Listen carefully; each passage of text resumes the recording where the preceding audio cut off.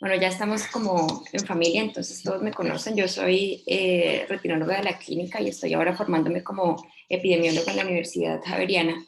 Por eso he comenzado pues a traer estos temas a las reuniones de los viernes y quisiera hablarles hoy un poco de medicina basada en la evidencia. Entonces, lo que les hablo hoy lo he sacado básicamente de estas dos referencias. Está acá abajo es un manual de medicina basada en la evidencia escrito por Guyatt, que este señor Gordon Guyatt fue el que describió finalmente y le puso nombre a lo que conocemos actualmente como medicina basada en la evidencia, aunque realmente esta es una práctica vieja, pero que no se había como definido como tal, sino hasta hace como 28 o 30 años, es relativamente nueva, pero a nosotros nos parece que es algo de toda la vida porque nos formamos dentro de ese paradigma, pues. Y este otro artículo de arriba es un artículo pues, de este par de epidemiólogos de la Javeriana de Bogotá, pero como este hay muchísimos, y de hecho sí les recomiendo que hagan eso. O sea, hay muchos artículos que dicen cómo leer un artículo de investigación o cómo interpretar un estudio para dummies, literal, y le botan a uno paso por paso qué debe hacer cuando llega a sus manos un artículo, porque a nosotros nos encanta buscar y ya muchos somos muchos en entrar a PubMed o entrar a las bases de datos y buscar artículos, pero es que el problema aparece cuando llega el momento de interpretarlos. Lo más fácil es saltarse todo, llegar a los resultados y en la presentación copiar los resultados que vota el artículo, pero no sabemos si esos artículos están bien hechos, si los resultados son válidos. Y como generalmente hablamos para un público que tampoco sabe, entonces finalmente quedamos todos nadando en la ignorancia, pues, o creyendo a ciegas, pues, sobre lo que estamos leyendo. Entonces, la medicina basada en la evidencia surgió como una estrategia para superar la práctica clínica basada solamente en la intuición, que así fue como surgió todo, pues cuando no se conocía nada, cuando las primeras personas pues que empezaron a estudiar la medicina y a tratar de manejar las enfermedades de los seres humanos, muchas veces actuaban simplemente por lo que les parecía o por lo que veían que funcionaba. También la racionalidad fisiopatológica, que tiene mucho sentido, pues en el momento en que se empezaron a entender los mecanismos fisiopatológicos de las enfermedades, pues lo más claro era, por ejemplo, que si alguien tiene fiebre, pues yo le doy algo para quitarle la fiebre, pero no se puede uno quedar solamente en ese raciocinio sin entender por qué tiene fiebre y entender que el mismo antibiótico o el mismo antipirético puede que no le sirva a X o Y persona porque tienen cosas individuales y además cosas del entorno que pueden cambiar ese resultado. Entonces no es lo mismo que yo le dé el tratamiento a una persona que vive en Asia o a uno de nosotros aquí en Colombia porque hay efectos de las condiciones externas o condiciones propias de cada persona. Entonces se queda corta la racionalidad fisiopatológica para tomar decisiones. Y finalmente, para superar también la práctica basada solo en experiencia clínica no sistematizada, sin decir que esté mal, porque igual que con la intuición, o sea, era la única forma y fue la manera como comenzamos a descubrir las cosas. Entonces, en la medida que se iba teniendo experiencias y como unas pruebas de ensayo y error y veían, he visto, funciona, uy, acá esto no me funcionó, pues se fue descubriendo sobre qué era que se debía estudiar más, pero realmente ahora esto ya se queda corto, o sea, no podemos hoy día, en pleno 2021, basar nuestra práctica en la experiencia clínica nuestra o lo que hacemos muchos en la experiencia clínica de nuestros profesores o de gente, o pues, de los más experimentados o los más famosos, de los expertos, pues, porque muchas veces se vuelve como una cadena de errores, ¿no? Entonces yo lo repito porque fulanito lo hacía y él lo hace porque el otro lo hacía, pero finalmente no nos queda muy claro por qué funciona y muchas veces no funciona, pero aún así lo seguimos haciendo. Y entonces, ¿por qué surgió la medicina basada en la evidencia? O sea, ¿qué empujó a que se creara esto? Primero, las inquietudes y cuestionamientos de diferentes entes. Primero, el problema clínico del paciente. Entonces, muchas veces esas pruebas de ensayo y error lo que hacían era empeorar el problema clínico del paciente y no se terminaba resolviendo nada.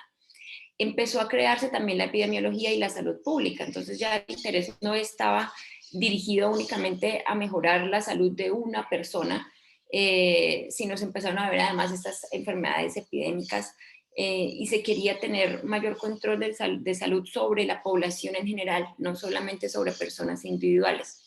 Además de la discusión entre colegas y estudiantes, simplemente como esa sana discusión de que por qué esto, por qué así no. Entonces muchas personas que estaban en formación empezaban a cuestionar esas prácticas de los profesores o de los colegas, y de ahí surge pues la generación de nuevo conocimiento y de cuestionar el que ya existe. Y de las mismas preguntas del paciente, cada vez más los pacientes se involucran más en el tratamiento de sus enfermedades, pues, y en el manejo de su salud, y sus preguntas también nos han empujado a usar un poco más la evidencia para poder tratarlos. ¿De qué se trata esto? Entonces es un paradigma para la práctica médica, lo que les decía, nosotros todos nos formamos bajo este paradigma, entonces nos parece que es como lo que ha sido siempre, pero realmente no, antes no era así, o sea, no, cuando alguien tenía una duda, no se iba a buscar en un journal o en un texto guía qué hacer, sino simplemente le preguntaba a otro, que todavía lo hacemos, y son las juntas médicas, pero todo eso basado en literatura que tiene evidencia a la cual se le debe evaluar la calidad, ¿no? No todo lo que está publicado es evidencia. Y lo que hace entonces la medicina basada en la evidencia es integrar la experiencia y la habilidad clínica, además de la destreza quirúrgica, pero con la mejor evidencia externa posible. Ya no depende solamente de uno y de lo que me parece a mí como médico, sino tengo que integrarlo con lo que ya está escrito, y además con lo mejor que esté escrito. Empieza a incorporar aspectos epidemiológicos a la práctica, lo que les decía, ya no solamente es la fisiopatología como tal de la enfermedad, sino que epidemiológicamente hay que tener en cuenta los factores propios de cada persona, biológicos pues, y los factores del entorno, y comienza a exigir al médico habilidades de búsqueda de información y de evaluación de la literatura científica. Entonces ya no solamente es un buen médico el que opera muy bien, sino el que sabe buscar y sabe poner en práctica pues los hallazgos de la literatura científica. Tiene 3 fundamentos que ya los hemos mencionado. Primero, pues que la mejor decisión clínica, la decisión óptica, requiere el conocimiento de la mejor evidencia disponible.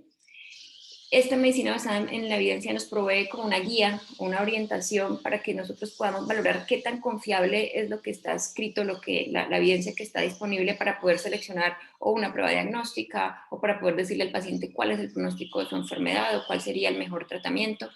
Entonces es eso, es una guía o una herramienta. De hecho, en estos artículos que les decía de cómo leer un artículo clínico, cómo interpretar un estudio de investigación, lo que le dan a uno muchas veces son checklists. Entonces uno tiene listas de chequeo de qué es lo que debe ir revisando cuando lee un artículo para saber si es bueno o malo y para saber si los resultados los puede aplicar en sus pacientes.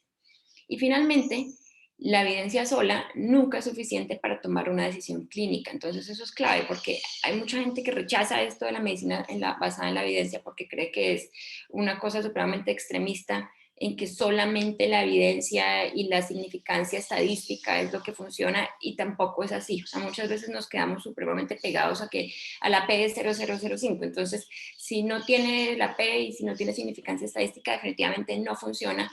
O si sí es estadísticamente significativo, creemos ciegamente en eso, y tampoco es así. Realmente la significancia clínica está por encima de la significancia estadística. O sea, esto es una ayuda y va de la mano, pero no puede ser que nos pongamos como un caballito aquí con los ojitos mirando al frente tan miopes, pues que simplemente nos guiemos por un valor de P o un intervalo de confianza para tomar decisiones. O sea, se trata de integrarlo, pero ajustarlo a lo que vemos también todos los días y como lo que significa en nuestra práctica y cómo funcionan las cosas en los pacientes. Entonces, hay que individualizar los riesgos, los beneficios, además los costos, porque esa es la otra. Puede haber estudios que muestran que hay una cosa que es la panacea, pues, pero que cuesta cantidades poder tratar a una persona. Entonces, ahí también entra la parte de estudios económicos. Y hay que incorporar además la voluntad y las preferencias del paciente, que, como les decía, cada vez está más involucrado en el cuidado de su salud.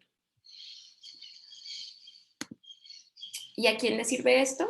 Lo hemos mencionado ya también, a nosotros como médicos, para poder tomar decisiones con más tranquilidad, como sabiendo que tenemos un respaldo de lo que le estamos diciendo al paciente, Médico-legalmente también nos sirve, o sea, podemos nosotros escribir en las historias y tener la seguridad de que hicimos cierta cirugía o le dimos cierto tratamiento porque tenemos el fundamento de que hay evidencia y es evidencia de buena calidad y eventualmente nos puede servir para defendernos en algún momento, pero independientemente de eso, simplemente para saber que estamos actuando bien con nuestros pacientes. Les sirve a los pacientes también, porque como les decía, ellos participan ahora sí, en la toma de decisiones sobre su salud. Entonces, hay muchos artículos que no son científicos o que no están escritos en terminología científica, pero que se basan en evidencia también para que los pacientes puedan conocer sobre su enfermedad y sobre los tratamientos disponibles. Les sirve también a los formadores de recurso humano en salud, porque eso es todo un reto, o sea, a la hora de uno participar en la formación de residentes, de médicos, bueno, de todo el personal en salud, hay tanta información disponible y tantas cosas que uno dice, ¿qué es lo que le debo enseñar a estos muchachos? O sea, qué es lo que realmente funciona y lo que debo transmitir? Entonces, esto es una guía que nos orienta también a formar personal, a los investigadores para identificar brechas, qué huecos hay y dónde se debe insistir más en investigación, y en salud pública, pues para tomar decisiones ya para poblaciones grandes. Entonces, teóricamente suena muy bonito. Obviamente uno siempre dice, sí, me tengo que guiar con la mejor evidencia posible, pero ¿qué es eso? O sea, a la hora de poder buscar esa evidencia, pues surgen los retos para los que tomamos las decisiones clínicas. Y las dificultades son, primero, dificultades de acceso a las librerías médicas, que cada vez son menos con Internet y con todo esto de la virtualidad, pues tenemos cada vez más acceso a las librerías, pero no todo el mundo las sabe usar.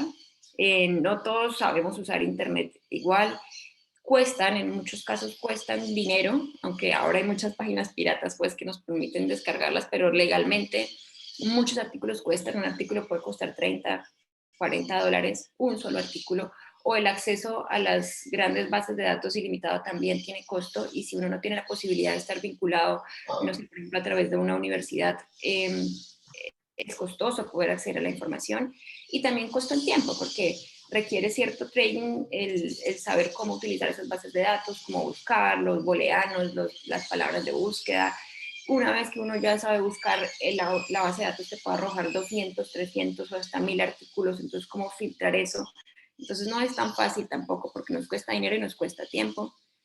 Listo, ya encontramos los artículos y seleccionamos, no sé, 6 o 5, pero falta también entrenamiento en cómo interpretar esos estudios de investigación, cómo los leo, cómo sé si están bien escritos.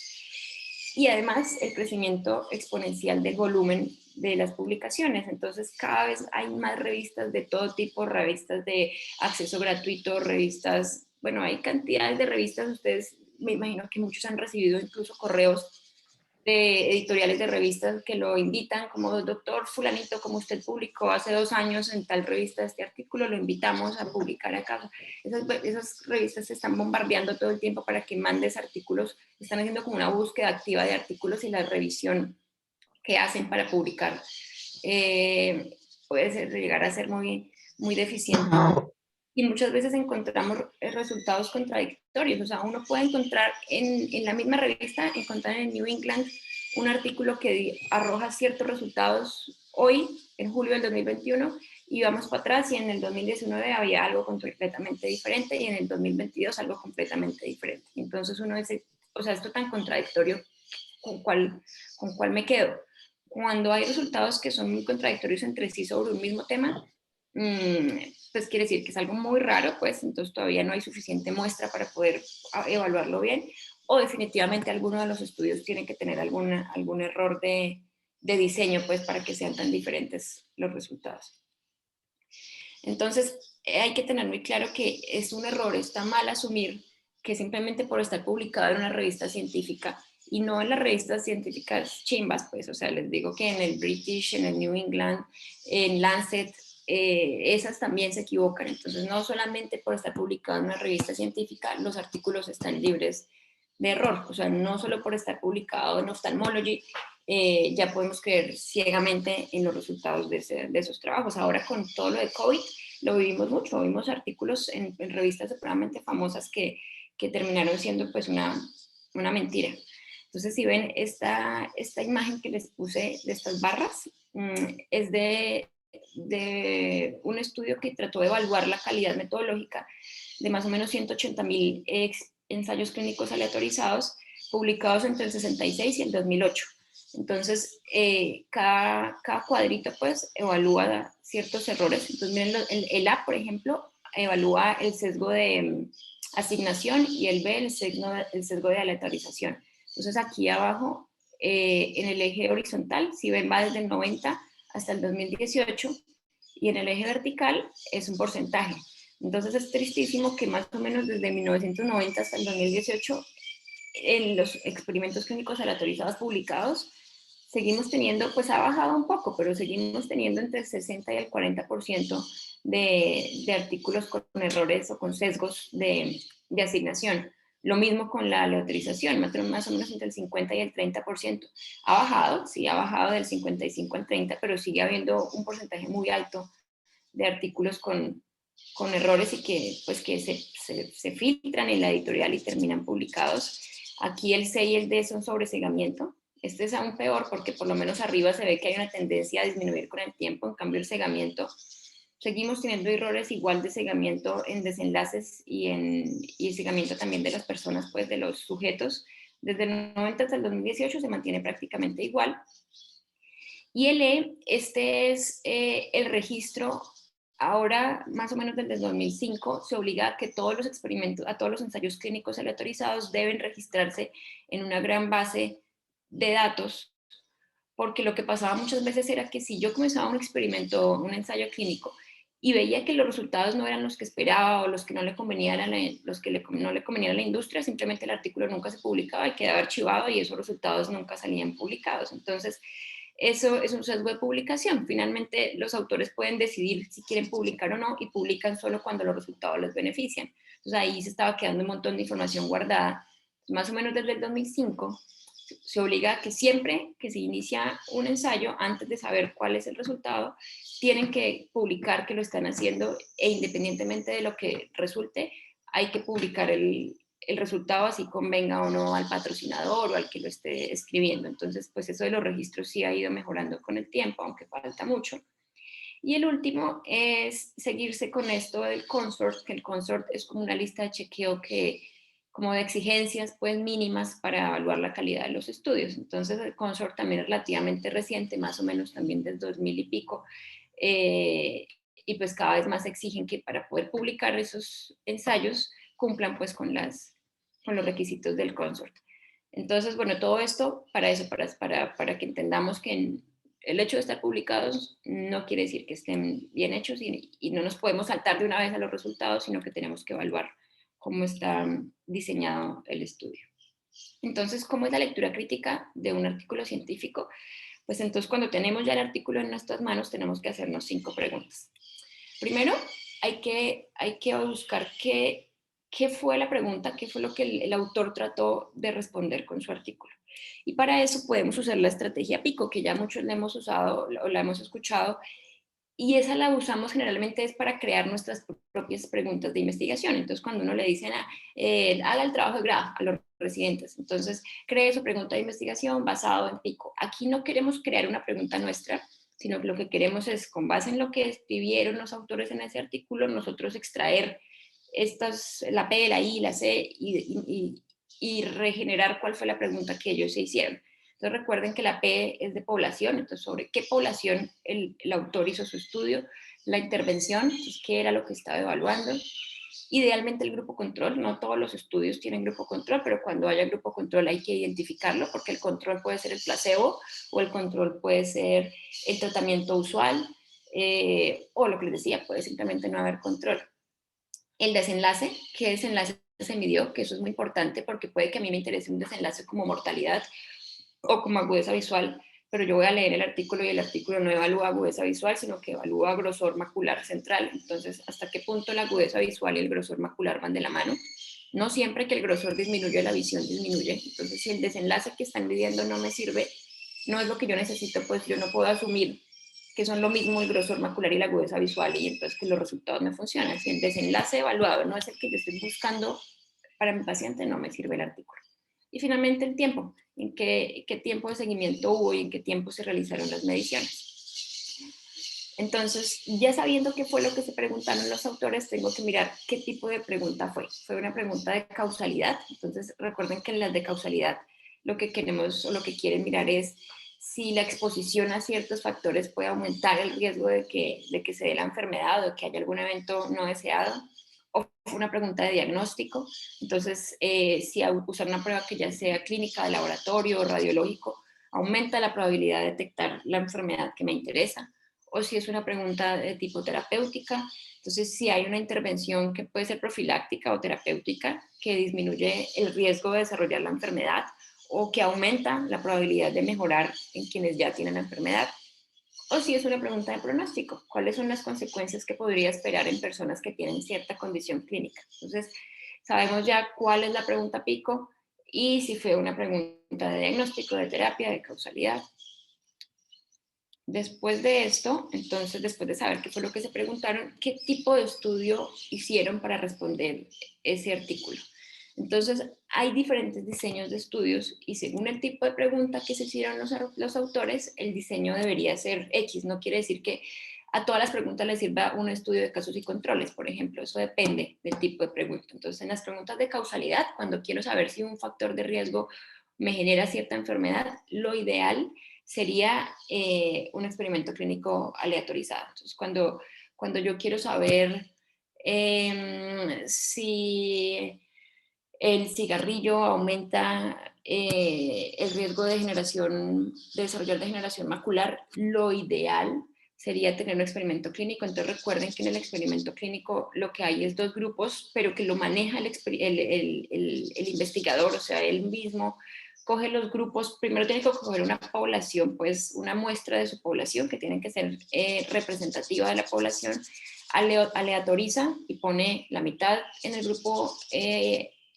de intervención y la otra mitad en el grupo control. En este ejemplo que les pongo, pues sería difícil, pero hipotéticamente, entonces a la mitad los pongo a fumar y a la mitad no los pongo a fumar. Tengo que evaluar que sus características de base sean iguales, entonces que en edad sean muy parecidos, en sexo, en cuanto a diabetes, hipertensión y otros factores de riesgo que puedan ser de degeneración macular, para que solamente evaluemos el cigarrillo como tal.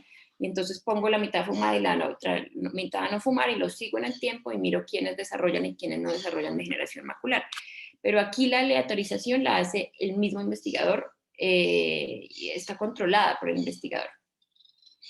O también con un estudio de cohortes o un estudio de casos y controles. Entonces, el estudio de cohortes es parecido al experimento, pero en el estudio de cohortes no es controlado por el investigador. Entonces, en la cohorte lo que hay es dos grupos de pacientes también, unos expuestos a un factor de riesgo y otros no expuestos. Puede ser el mismo cigarrillo.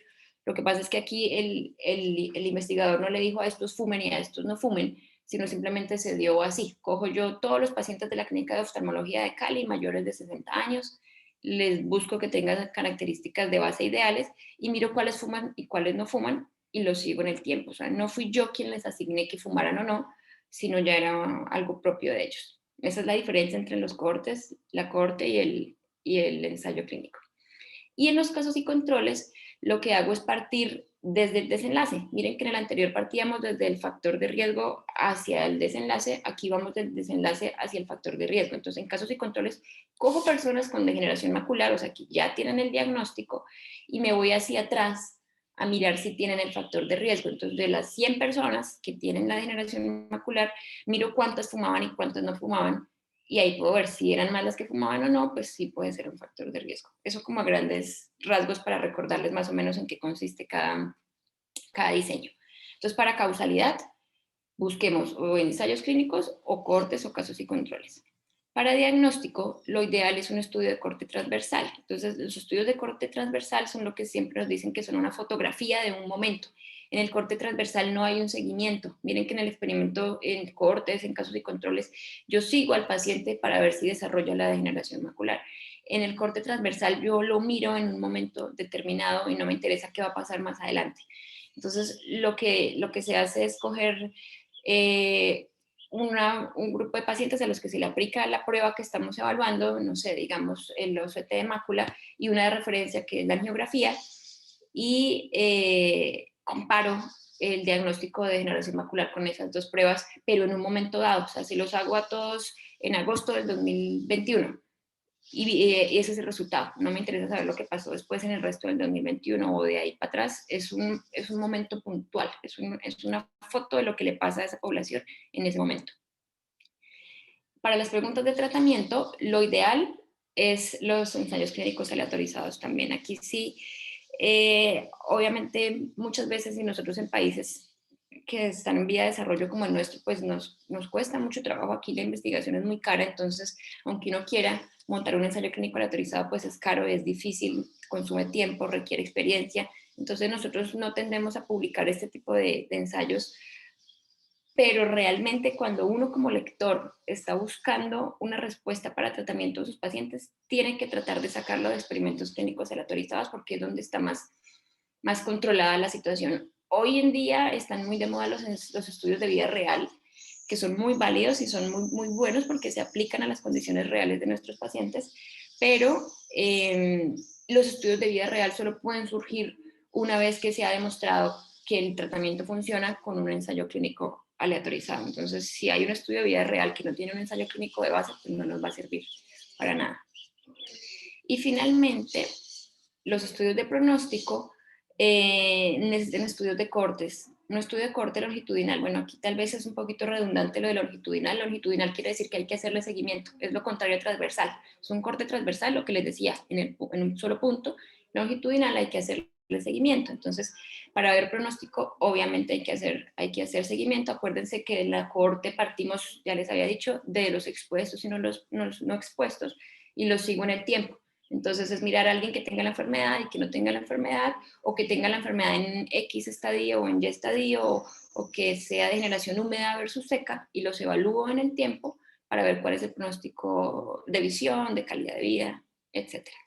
Entonces, ya sabemos qué pregunta se hizo el investigador y ya sabemos qué estudio usó para responderse a esa pregunta, y ya sabemos si ese es el diseño ideal, porque entonces supongamos que estamos buscando, el investigador se hizo una pregunta de tratamiento, pero el diseño que hizo fue un corte transversal o fue un estudio de casos y controles. Entonces ahí ya uno diría, tal vez no pierdo el tiempo leyendo este artículo, me voy a buscar otro que sí tenga un diseño que me sirva, que es el de ensayo clínico aleatorizado. Y finalmente están los estudios secundarios o integrativos, que como su nombre lo dice, integran los estudios primarios, que son los que acabamos de hablar. Entonces los secundarios son las revisiones sistemáticas de la literatura, que pueden tener o no tener metaanálisis, los análisis económicos y las guías de práctica clínica. Entonces, realmente estos no son un diseño ideal para nada. Lo que hacen ellos es ahorrarnos trabajo a los lectores y coger muchos de los artículos primarios y compilarlos y hacer un resumen de esto. Entonces, lo más fácil para nosotros realmente es leer un metaanálisis, una revisión de la literatura, porque nos ahorra el trabajo de leer todos los experimentos. Pero ojo, porque aquí también hay que revisar que el metaanálisis tenga artículos primarios que son de buena calidad, porque un metaanálisis que esté basado en ensayos clínicos que están mal hechos, pues tampoco nos va a servir. Bueno, la tercera pregunta, entonces acuérdense, la primera fue qué pregunta se hizo, la segunda qué estudio usó para responder la pregunta, y la tercera es ese estudio fue apropiado para la pregunta de investigación y además se condujo correctamente. Entonces aquí lo que les vengo repitiendo desde el comienzo, para poder saber eso, o sea, si fue adecuado y si la conducción fue correcta, toca leer primero los materiales y métodos. Todos lo que hacemos, y yo también lo hago, es leer el título, mirar si nos sirve, le echamos una ojeadita al abstract y ¡pum!, nos vamos de una vez a los resultados. Generalmente nunca leemos los materiales y métodos porque no los entendemos, porque nos da pereza, porque son largos, pero está mal porque en el momento en que nos vamos a leer los resultados, obviamente uno siempre lee un artículo esperando encontrar algo, y cuando el resultado te sirve a lo que tú esperas encontrar, pues ya te sesgas, y incluso si después vas a leer los materiales y métodos, ya no lo vas a ver si está bien o mal porque tú querías que el resultado fuera el que encontraste. Entonces, lo último que se lee en un artículo es los resultados. De hecho, si uno lee el apartado de materiales y métodos y ve que no está bien diseñado, ni siquiera debería pasar a los resultados porque no, no van a poder servirle pues para tomar decisiones.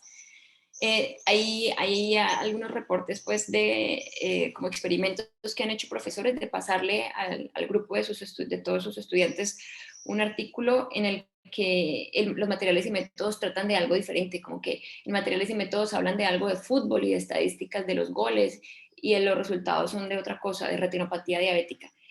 Y les empiezan a preguntar a los estudiantes qué piensa del artículo, qué resultados arrojó, y la gente fresca empieza a hablar de los resultados, y de más o menos 40 personas, solamente una o dos notan que los materiales y métodos no tienen nada que ver con los resultados, sino que era una cosa de fútbol. O sea, definitivamente ni siquiera leemos por encimita los materiales y métodos, y ese es como el chip que tenemos que empezar a cambiar. ¿Y qué es lo que queremos evaluar con ese apartado de métodos? La validez. Entonces, ¿qué es algo válido en epidemiología? La validez lo que hace es medir el grado en el cual ese dato que obtuve, entonces ese resultado que abortó el artículo, representa verdaderamente lo que se ha observado. Entonces, lo que les estaba diciendo, puede que el estudio me diga que X tratamiento sí sirve para una enfermedad, pero esto realmente no está reflejando lo que es en la vida real, entonces eso quiere decir que no es válido.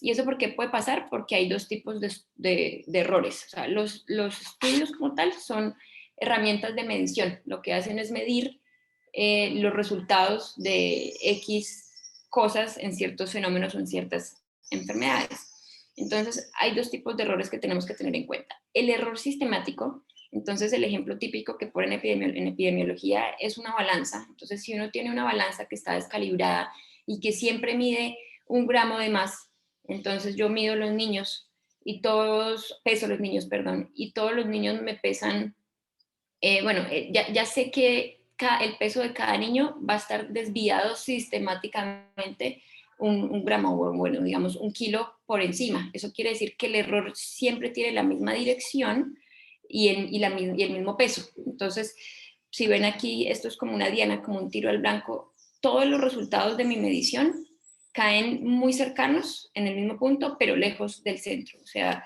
se alejan de la realidad, pero todos van hacia el mismo lado y como con el mismo peso. Este error sistemático es muy grave porque confunde más. Si todo da lo mismo, uno no puede llegar a creer que eso es correcto, pero está mal porque viene de un instrumento de medición que está descalibrado. Y el error aleatorio sí es una cosa que no se puede controlar, y es que si uno mide muchas veces algo, por ejemplo, si yo me peso muchas veces en la misma báscula, por más que esté calibrada, no siempre va a dar lo mismo.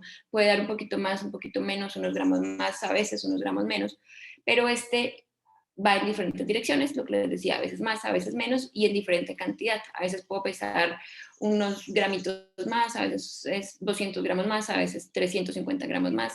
Entonces, ese aleatorio sí se sale de las manos, pero para eso sirve la aleatorización de los pacientes. Cuando yo distribuyo mis pacientes en ambos grupos de forma aleatoria, puedo, espérenme un minutico, ¿qué será lo que hay acá? En el chat, ¿alguien tiene? Perdón. Pensé que tenían alguna pregunta. Entonces, cuando yo distribuyo los pacientes en ambos grupos de forma aleatoria y, ¿cómo les diría? Hago que sus características de base se igualen y sea menos probable pues, que surjan errores aleatorios. Y bueno, entonces, cuando estoy leyendo los materiales y métodos, quiero evaluar qué tan buena es la evidencia. Entonces, esta es la típica pirámide de la evidencia que conocemos. Dependiendo del tipo de estudio, pues tiene más o menos evidencia. Entonces, recuerden que lo que está en la base de la pirámide, lo que tiene menos evidencia son las series de casos y los reportes, luego siguen los casos y controles, los estudios de cohortes, los experimentos clínicos aleatorizados, y lo que está en la punta de la pirámide son las revisiones sistemáticas y los metaanálisis. Aunque recientemente se dice que las revisiones sistemáticas y los metaanálisis no compiten con los otros, sino que son como más bien una lupa o una forma para poder evaluar estos otros.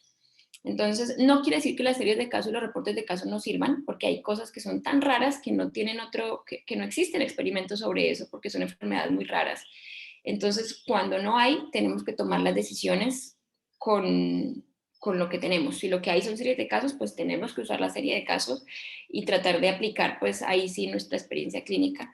Pero en lo posible, si es un tema sobre el que hay un experimento clínico aleatorizado, tenemos que usar el experimento. Y uno lo ve mucho en las revisiones aquí de los viernes o los jueves en Retina, que mostramos entonces, que muestran los resultados de algo y dicen, esta serie de casos retrospectiva, así sea una serie grandísima, esta serie de 1000 pacientes muestra que este tratamiento sí sirve para esta enfermedad.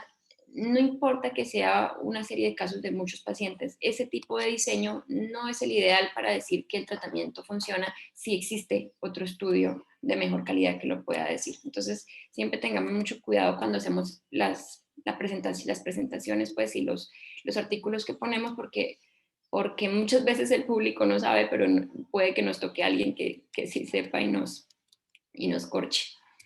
Entonces, en cuanto a validez, hay dos tipos de validez. Hay validez interna y validez externa. La validez interna lo que hace es mirar qué tan válidos son los resultados para la población o la muestra que incluí en mi estudio.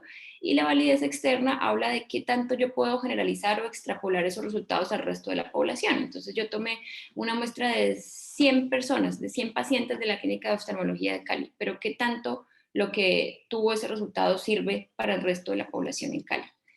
Entonces, para evaluar la validez interna, depende del tipo de preguntas. Entonces, para las preguntas de causalidad, tenemos que preguntarnos si los grupos de comparación están claramente identificados, si me dice cuál es el grupo control y cuál es el grupo de la intervención, si los grupos son comparables, o sea, se parecen entre sí, se parecen en sus características de base, y si la exposición y el desenlace fueron medidos de la misma forma en los dos grupos, porque no me sirve si yo estoy evaluando grosor macular central, por ejemplo, y a unos los evalué con el tomógrafo del Tritón y a otros los evalué con otro tipo de tomógrafo, porque el resultado puede variar más por la enfermedad como tal, por el instrumento que usé para medirlo.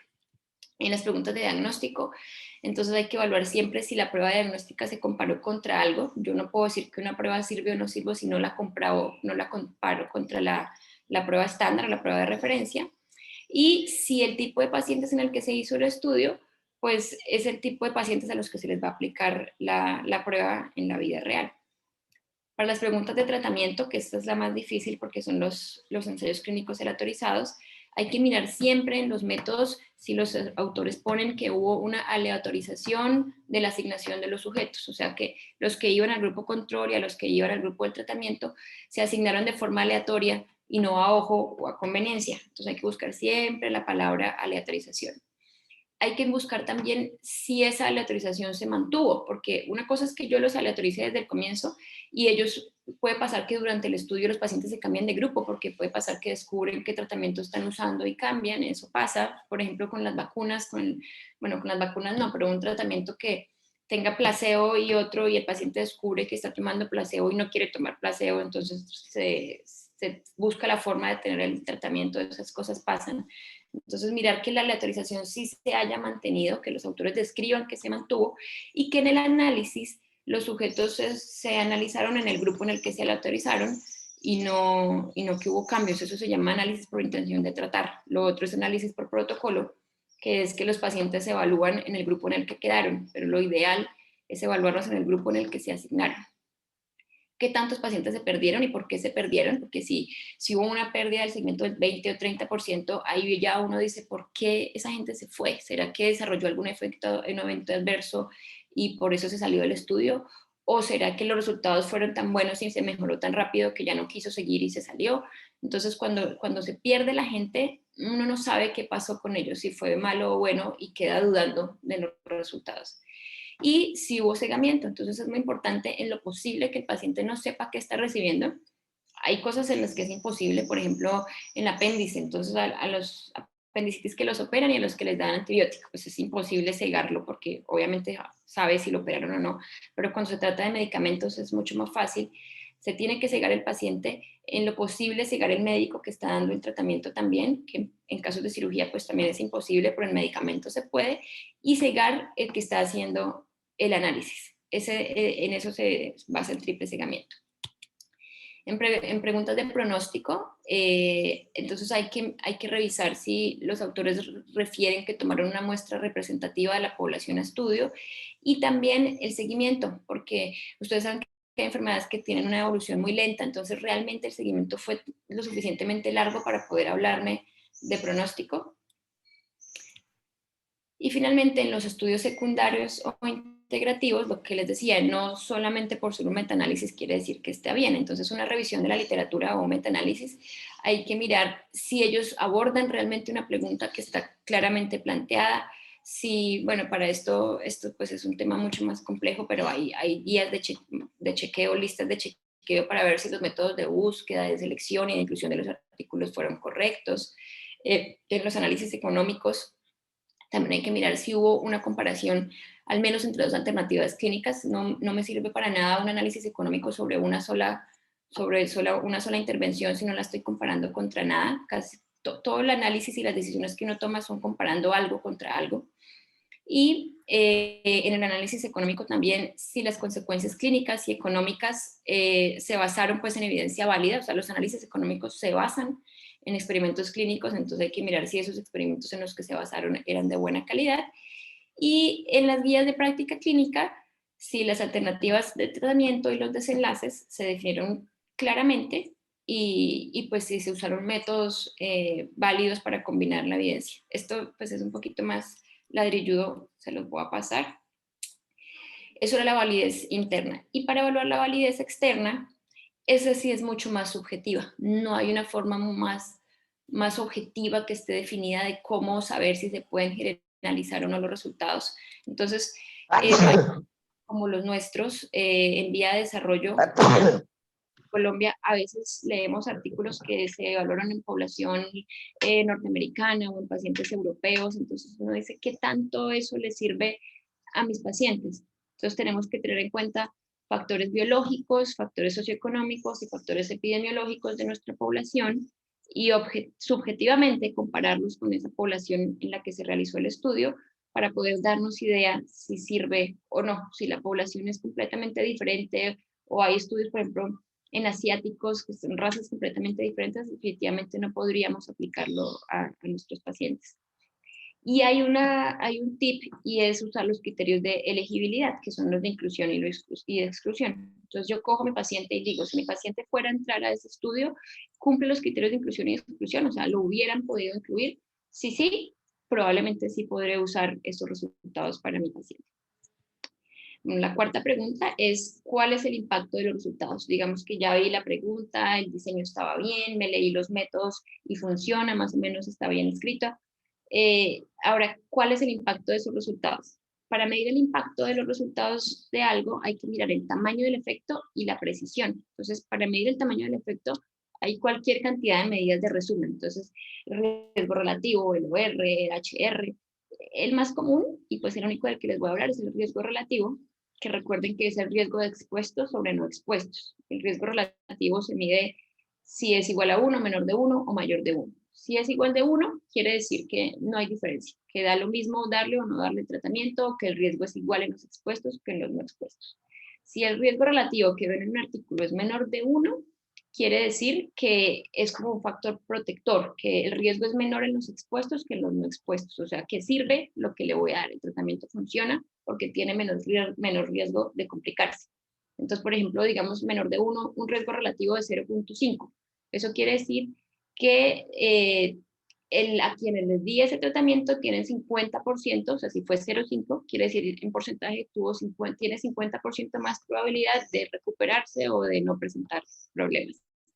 El riesgo relativo mayor de 1 es lo contrario, es como un factor de riesgo, es malo, el riesgo es mayor en los expuestos que en los no expuestos. Entonces, un riesgo relativo, por ejemplo, de 1.7, quiere decir que el 70%, uno le quita el 1, le pone 0, quiere decir que el 70% tienen más riesgo de tener problemas o de desarrollar la enfermedad. Entonces, acuérdense siempre, 1 no hay diferencia, menor de 1 es bueno, mayor de 1 es malo en riesgo relativo.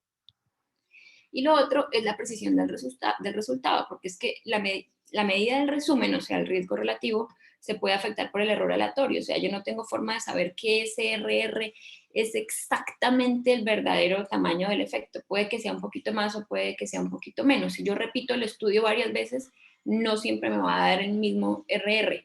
Entonces, por eso todas las medidas de resumen tienen que ir acompañadas de un intervalo de confianza. O sea, el RR solito de 0,5 no me aporta mucho, no puedo confiar mucho en él. Tiene que venir con un intervalo de confianza y ese intervalo de confianza se ha definido pues que sea más o menos del 95%.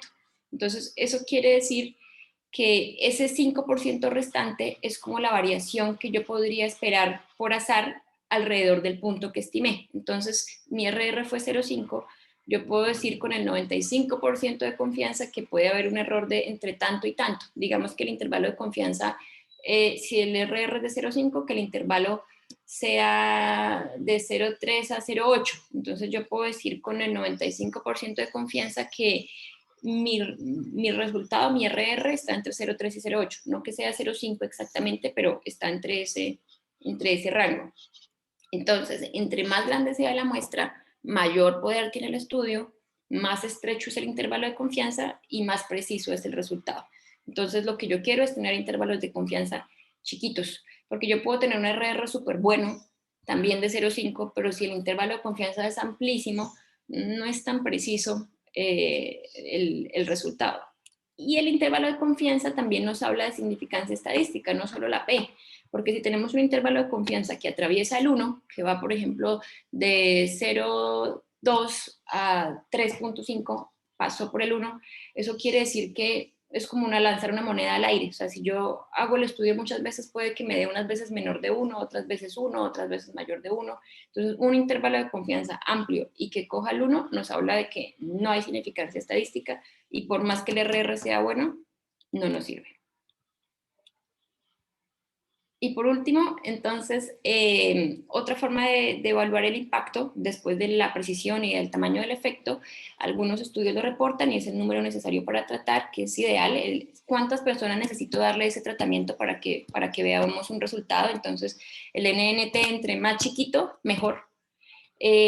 Siempre mirar si los desenlaces son clínicamente significativos. No me sirve si el intervalo de confianza es bueno, la P es buena, pero clínicamente no me sirve para nada, pues tampoco tiene impacto. Y evaluar si los beneficios justifican en nuestro medio, en nuestra ciudad, en nuestro país, en nuestra clínica, asumir los riesgos y los costos. Todo eso pues para poder tomar la decisión basada en el artículo. Y eso era. Muchísimas gracias. Les quito aquí la pantalla y si alguien tiene alguna pregunta, estoy pendiente. Excelente charla, Denis. Muchas gracias. Doctor, gracias, justo. Deberíamos, pues eso lo podemos mirar después, porque sí me parecería, esto queda como muy, es poquito tiempo para hablar de eso, pero sí empezar a hacer, y eso lo hacen en muchas partes, los clubes de revista, de analizar los artículos, no solamente en su contenido teórico, sino poder evaluar esa parte de materiales y métodos, como para que aprendamos más con los residentes y con los que quieran participar ya pues de los doctores, porque eso es práctica, ¿no? Eso es de leer y leer, identificar si está bien o no, y para que después uno solito ya lo pueda hacer cuando haga sus propias revisiones. Doctor Gerson. Buenos días a todos, buenos días, Denis. Muchas gracias por esa charla tan buena, excelente. Nos refresca mucho los conocimientos.